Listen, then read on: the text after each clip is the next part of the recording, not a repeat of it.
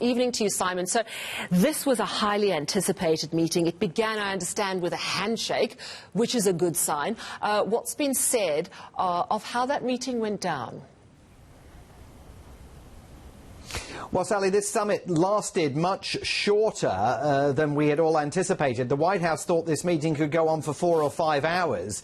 In the end, it was all wrapped up at about the 2.5-hour mark. Both President Putin and President Biden have been holding separate press conferences for reporters in Geneva. President Putin insisted that it was productive, it was cooperative, that they have agreed, as President Biden has now confirmed, to set up a joint strategic dialogue that will focus specifically on security issues, including arms control. That appears to be the one concrete achievement of this summit, but in the rest of their telling, they're offering starkly diverging views of their relationship, with Vladimir Putin pushing back vigorously at the suggestion that Russia is responsible for cyber warfare against the United States. He says that he has information to suggest that the attacks are coming from America and Canada, not from Russia, whereas President Biden says that he presented the Russian leader with a list of 16 critical sites of American infrastructure and made it absolutely clear that were they to be attacked by Russian hackers, the United States would respond with some kind of cyber assault of its own against Russia. President Biden has also said that he told President Putin that if the jailed opposition activist Alexei Navalny were to die in Russian custody, that would have devastating consequences for Russia. So President Biden insists he drew red lines. He made it absolutely clear to Vladimir Putin that the United States will not hesitate to retaliate if Russia continues engaging in some of the activities that have caused so much difficulty in the relationship. But he does not appear to have received any promises from the Russian president in return that Moscow is going to go and rethink its behavior.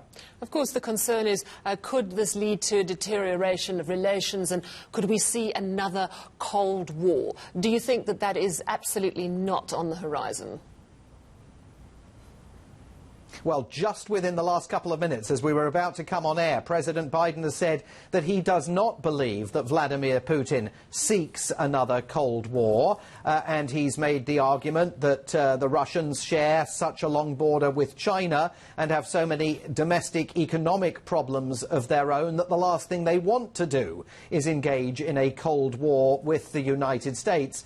But certainly Vladimir Putin made it very apparent today that he was more than ready to push back against American representations, for example, over the state of democracy in Russia, even equating the treatment of his opponents in Russia with the arrest of some of Donald Trump's conspiracy theory-believing supporters for mounting that attack on Capitol Hill back on January the 6th. He also cited the murder of George Floyd as an indication that America itself has got massive domestic political issues relating to democracy to deal with. And he firmly suggested that while Joe Biden has affirmed the view that Vladimir Putin is a killer, he believes that there are plenty of killers on the American side as well, citing American-backed violence in Afghanistan. So he very much gave as good as he got, at least in the battle of the press conferences. Where this all goes once they return to their respective capitals, I think, is a very open question. Yeah, and a shorter meeting than expected, which might suggest things did not go as they had hoped. Simon, do you think we can read anything into that?